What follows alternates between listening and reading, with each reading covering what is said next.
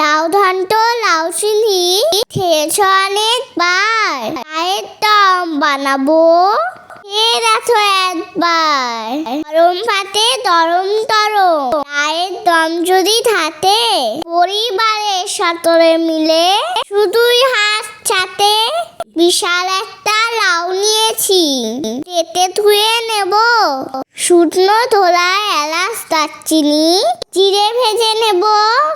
এরপরে কড়াইয়ে তেল দিয়ে দেব, জিরে ফোড়ন দিয়ে লাউ আর আলু দিয়ে দেব। একটুখানি লবণ দেব, আমি ঢাকা। সে রেসিপি তুলে দিবে এক থালা ভাত ফাটা। এরপরে ভাজা মশলা গুঁড়ো করে নিয়ে আদা কাঁচা লঙ্কা দিলাম থেতো করে। লাউ একটু ভাজা হলে আদা কাঁচা লঙ্কার সাথে লবণ হলুদ লঙ্কা গুঁড়ো দিয়ে দেব।